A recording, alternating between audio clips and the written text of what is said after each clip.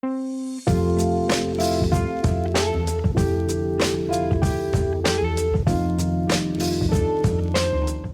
to the Practice Impossible podcast with your host, Jude PRMD, also known as Coach JPMD, and that's me.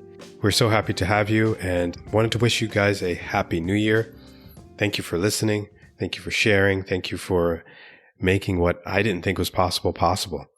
And as I end the new year, I wanted to use this episode to review the Practice Impossible podcast episodes, somewhat of a cliff note of the best of 2021 Practice Impossible podcast episodes. But before we begin that, I just wanted to kind of review what my why is. As you all know, that I am a practicing internist, practicing in the Tampa Bay area, specifically in Spring Hill. And I'm human. I'm human with a family, with teenagers, with stress, with life events happening, just like many of you out there. And one of the things that prompted me to start this journey of helping physicians to learn about the business of medicine was the statistic that I found so important. And it's related to my mission, really. And my mission statement is to help populations live long by enhancing physician awareness of spiritual, mental, and physical health globally. And my vision is to increase the life expectancy of the human race by transforming how we teach physicians and other healthcare providers globally. One of the statistics that I learned early on in my journey was the fact that physicians commit suicide 1.8 times more than the general population. And that's just horrible. And what I found is that many physicians' stress is related to the finances of their practice, their personal finances. And so what I wanted to share today is just some episodes that can encourage you, inspire you to do the right thing for yourself and for your patients and for your family. So I created the Cliff Notes episode, and that's this episode, and I wanted to share some interesting guest stories and inspiring things that you can do as healthcare providers to stay sane and live powerfully in this stressful, crazy world that we live in. So let's start with something fun that you can do for yourself or that you can consider doing for yourself. And it's really a self-care tip from my massage therapist, Elena. And we interviewed Elena in our third episode 3, and she shares a story about Tom Brady. So let's revisit the conversation. You know, what I find the most with my clients who are doctors they are wound up. I have one doctor who flies in here, like he's like flying into the ER. You know, it's almost like they can't bring it down a level. And, you know, for the first 20 minutes of the massage, they're normally like, you know, asking me questions, sometimes answering their own questions. It's hard to kind of bring them down, you know, and get that nervous response out of that flight system, right? And get them to actually relax and to ground them a little bit, which is, you know, a little difficult, but it's easy to do. Once someone gets comfortable with me, it's easy to kind of bring them down a little bit and just to get them to relax. And that way I can get into the massage and get in. It's not uncomfortable, but that's probably the biggest thing that I see with doctors. And I think we both know that massage does help with reducing stress and anxiety. Yes. Reducing pain, improving circulation. So, you know, I did some research on it. And, you know, why is it that physicians don't go to this modality more? Why do you think that is? And, you know, we have high performing athletes who go to massage therapy regularly. They have their own personal trainers. They have their own set of crew that actually help them perform at a highest level. Why do you think that is? This is great. We can talk about Tom Brady, right? I mean, everybody, the entire football world is fixated on what this 43-year-old can accomplish. 7 Super Bowls. I'm a huge football fan.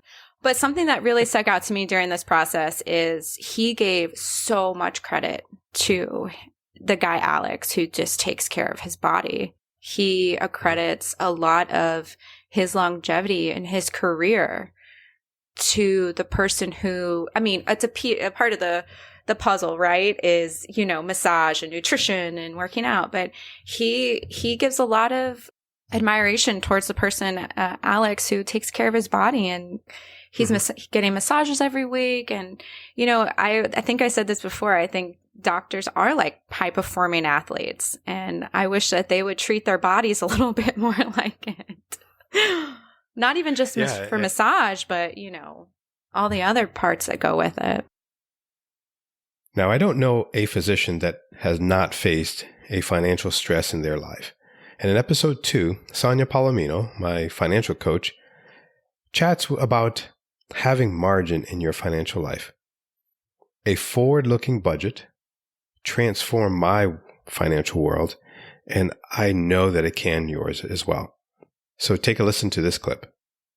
Yeah, so are you saying a margin is like an emergency fund or something that you set aside? Or because some people listening may not understand what that means because they've never had margin or they never had money set aside. I think I know what you mean, but how would you describe that in your world, in the real world? Absolutely. Well, and there are a couple of different margins from what we experienced back when we really didn't have much, back when we were almost losing everything. The margin that we had was, first of all, to right size our expenses. We really had we had a significant overnight reduction of income, and that hit us just kind of right out of the blue. And so the thing is that our margin, we had to create it ourselves. We had to go in and actually reduce our lifestyles to a pretty basic level because our income was very minimal coming in compared to our expenses. Our home was on the line. Everything was on the line. I was pregnant with our second child at the time, so everything was hitting right at that time. And so for us to create margin back then, we had to go back to bare basics, and we had to look for ways to see how could we bring additional income, though really the foundational piece, which is the budgeting piece, we actually had to put that into play as well. Now then, once we became debt free, well, then the margin changed at that point in time. And then we have extra money in which we are able to, build savings and dream and focus on, these things that we wanted to focus on for our family at a completely different level of margin than back when we didn't have anything, if that makes sense, when we owed everybody else most of our paycheck. So we focused many of our episodes on self-care, and that was for a reason. If we as healthcare providers are on our A game, then how can we effectively care for our patients? It's impossible. One of the things that Dr. Dennery in episode 7 shares with us is a way to help prevent burnout. And one of the things that you can do that could go a long way in helping you stay focused and stay strong for your patients. And that is just to say thank you. So take a listen to this segment in episode 7. Yeah. So in hearing the stresses of the physicians and hearing what they've gone through, what they've struggled with, is there a book, one book that you would recommend that your physician clients read? Yes, there's one book that I simply absolutely love. It's a quick read and I recommend it. It's called A Simple Act of Gratitude. I have it with me now, so I want to make sure that I read it properly. A Simple Act of Gratitude, How Learning to Say Thank You Changed My Life. And the author is John Kralik, Kralik. And this was the story, and as I said, it's a nice little book. It's a quick read. And this was a story of a kind of a down and out attorney his business was in a shambles. His marriage was in a shambles. His breaking up with his girlfriend, his relationship with his children was strained, especially the older children. I mean, nothing was working. He didn't know if he could make payroll. I mean, everything was just kind of falling apart. And at one point he receives a letter from one of his ex-girlfriend who actually thanked him for being in her life, that although things didn't work out, but she was still very grateful to have him in her life. And so it kind of shocked him. And that coupled with a meeting with a good friend who said, if you're not grateful for where you are now and what you have now, it'll be really difficult to move forward in anything else. And so once he got that note, he realized that he had never said thank you to anybody. Not in those terms. Like, he knew people who would send these letters, every time you go to dinner, somebody sends you a thank you card or said thank you for having us over and that kind of stuff. And it didn't occur to him to do that. So he started doing it, writing these little thank you notes to his staff, to his to family members, to his older children, etc. Like little by little by little by little. And next thing you know, the response was just something that he really did not expect. Old clients who finally started paying their bills, people in the office thanking each other, being appreciative about him and sending him notes, and then thanking each other for their work and their hard work, et cetera, et cetera. So, and it started just kind of snowballing that way in a good way. Why is this important? And gratitude in and of itself is so important because it shifts the mindset. And number one, it is ridiculously simple. And one of the things with physicians is that they expect things to be complicated to be worthy.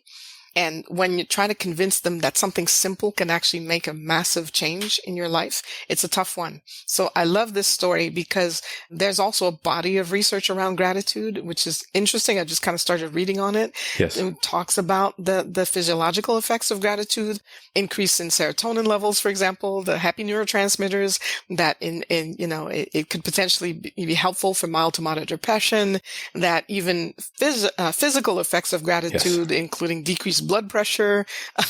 I think there was one suggestion of an improved lipid panel. All sorts of wonderfulness. And so on the one hand, it sounds outrageous. It's like, well, how can this? It's not a pill. It's not complicated theory, and it's not complicated medicine, but this is a formula that has worked for thousands of years. And so medicine is finally catching up to that, and the impact of gratitude on the human body, the human soul, the human spirit, and every aspect of life. And so it does create a shift. When you find something to be grateful for, even if it's the simplest thing, I keep a gratitude journal. Sometimes I'll send gratitude notes to friends out of the blue saying, I thank you so much for being in my life.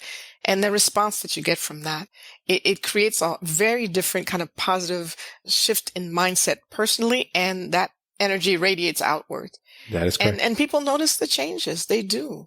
And you notice the changes too. The level of stress and overwhelm just goes down. The circumstance may be the same for now, but your perception of it, how you relate to it, changes. Back to my why.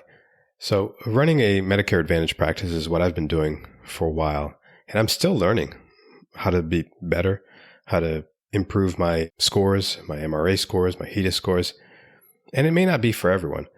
And one of the things that I've realized is that if you understand how to run a Medicare Advantage practice and manage your populations, then you can essentially run any medical practice and really make a good living seeing even fee-for-service patients. Like I said, it may not be for everyone, but learning the differences between insurance plans will help determine that.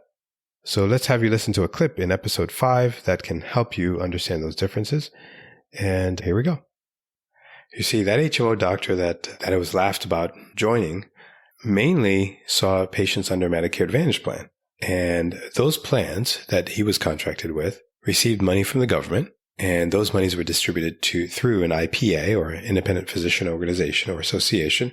And with that, Medicare Advantage plans contract with healthcare providers, PCPs, specialists, hospitals, nursing homes, radiology centers.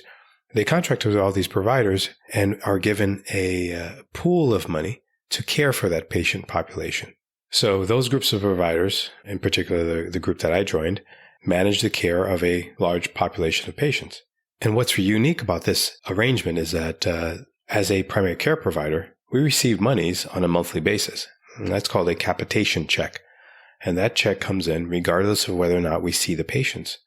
If we take care of the patients well, and if the patients stay out of the hospital and they're prescribed generic medications and they receive or go to in-network providers, there may be a bonus that is distributed amongst the IPA as well as the physician office.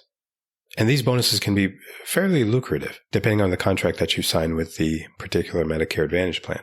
So one of the things that instantly jumped out at me was the fact that if you are a physician that cares for your patients and that is responsive to your patients, then those patients become very loyal to you. And because they're part of a Medicare Advantage plan, it is not common for those patients who are satisfied with their primary care doctor to switch doctors. So it's not like a fee-for-service plan where that patient can go to any provider because they're not tied down to that Medicare Advantage plan. For many of the Medicare Advantage plans, particularly the ones that are managed through capitation arrangement, and which is also called a risk arrangement. Specialists usually have to send authorization requests in order to see patients under a particular PCP's panel. And with that, you're instantly involved in the patient's care because the specialist then has to send consultation notes in order to receive that authorization. The next clip is from the most downloaded guest episode in 2021.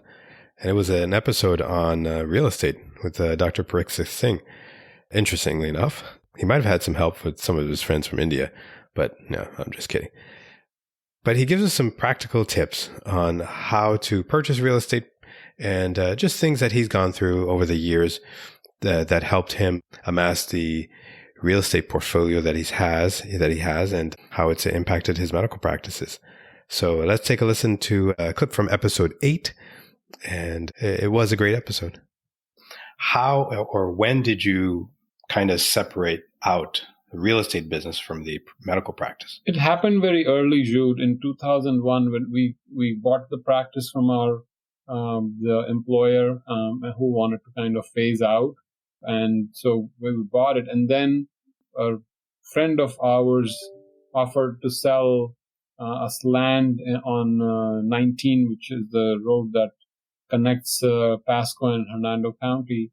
And I was very naive, so he 2 acres, $235,000. He said, "You can have it. You can have a location. You can have an office." And knowing nothing, and that's the problem with us physicians. Since we are good at one thing, we think we're good at everything.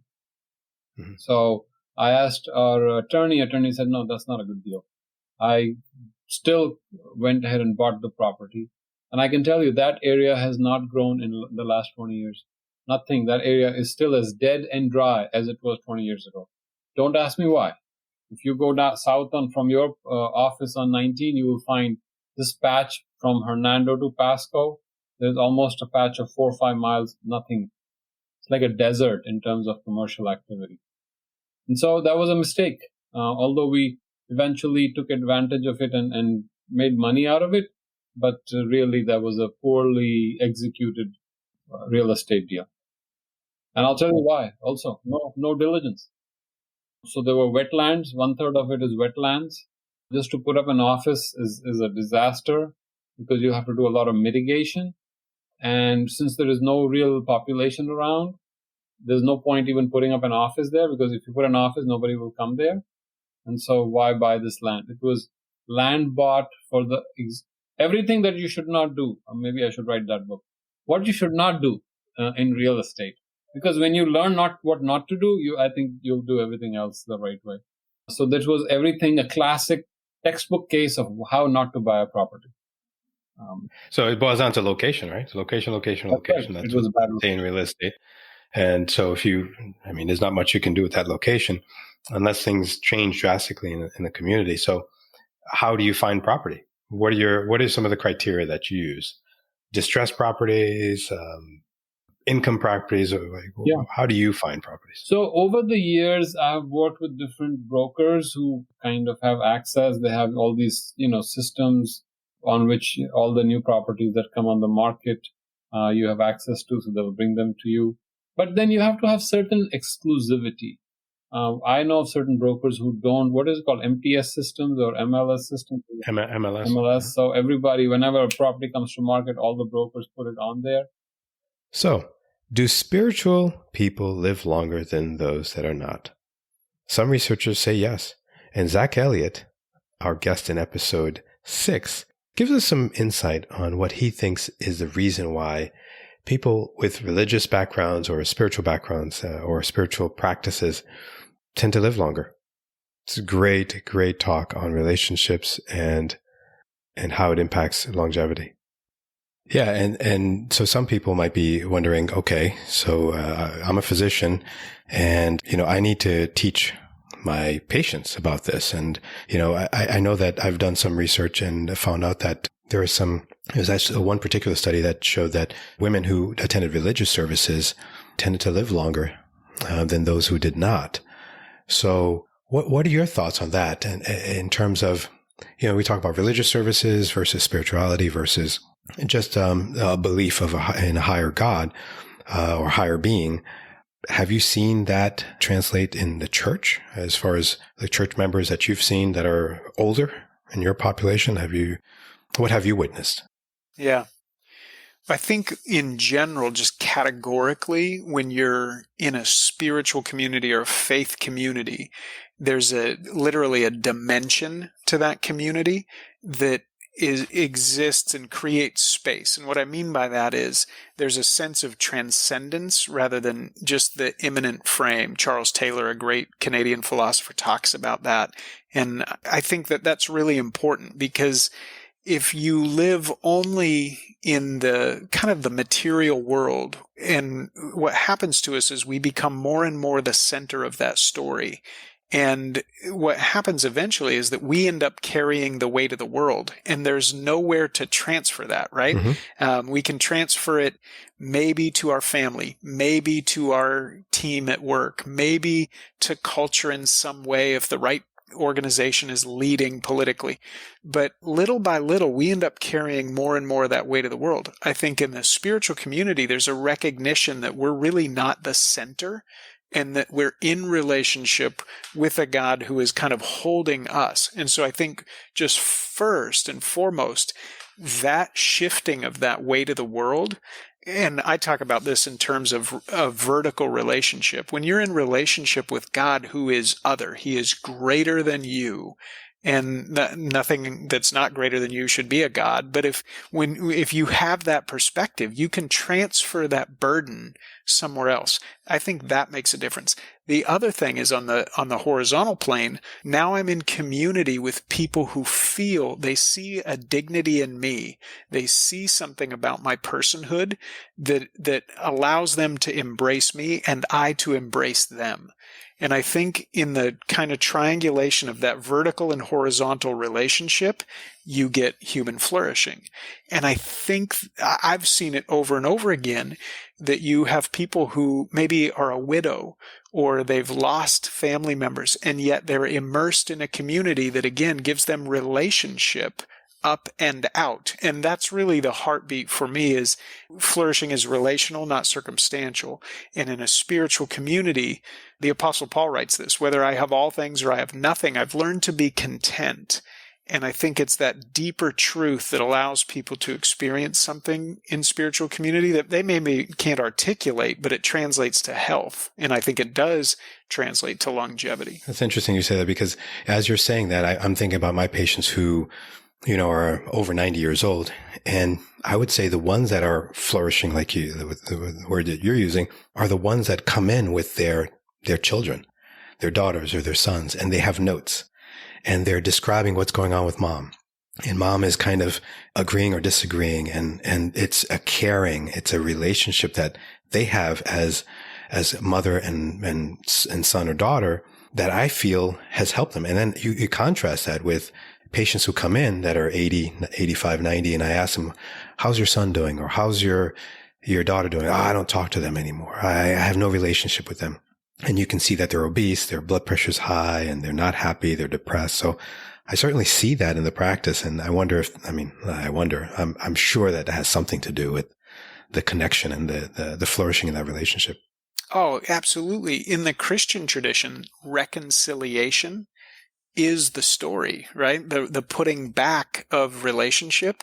And so the invitation is, and you don't always get that perfectly, but the heartbeat is mother to daughter, daughter to sister, brother to brother, neighbor to neighbor. If my heart is orienting towards that idea of reconciliation and wholeness, not just for me, but for my neighbor, I mean, we could peel layers back of what that is doing to us. And I mean, that's on the relational side. I think the other thing that you get in the spiritual community, especially in the Christian tradition, is the right ordering of creation. There's an acknowledgement that there's evening and morning. There's limits to us. And so this translates all the way down to stewardship. How do I care for this body? What is my view of the body? And I think the scriptures give us a ton of language. The body is a temple. There's meaning and there's dignity to your human existence. It's not a platonic view. Despite what some people have kind of read into the scriptures, there's not a dualism that says spirit good, body bad. Jesus takes on flesh, and the resurrection even is an indication that there is a beauty to creation that was originally good. And so it gives us language to say, hey, don't do these things, the blue zone diet. We mentioned things like this. Yeah. There are habits and practices that are rightly ordered. They seem to be good for the body, and there's a why to it it's deeper than vanity. It's more about stewardship. In episode 11, I had the privilege of interviewing Dr. Richard Shaw, and we discussed how physicians can, or not just physicians, but anyone can overcome the shame that often binds us in our professions. Let's join in on the conversation and find out how you are enough. That's really, really good. And does that make sense? It does make sense. And it speaks to the Pareto principle, doing that one thing that you can do to help trigger that brain connection. And also is to do it repetitively over time to build a habit. And it's really great. And so you mentioned grace in the title. So how does grace come into play with that? And what is grace? So again, for me, when I define shame as never good enough or never enough, then grace is at least enough, if not more than enough. Grace is this idea, this construct of healing, of breakthrough, of knowing that I'm enough. It doesn't mean I'm perfect. It doesn't mean I'm not in process. It doesn't mean I'm not on a journey. But I'm enough in the relationship, enough in the moment, and enough in relationship to God and others, that He is a part of that journey and that process and that healing place. And so it's helping people speak the truth about their enoughness, even when they struggle, even when they're working on it. The recovery idea is kind of a day-to-day process, right? One day at a time. And the grace idea is not unlike that, where we are working on who we are and the changes we're making on a day-to-day basis, knowing that I've got a chance and a chance and a chance and a chance to be able to make changes in my key relationships. And I'm an ordained minister as well. I believe that this starts in my relationship to something bigger and greater than who I am. Yeah, absolutely.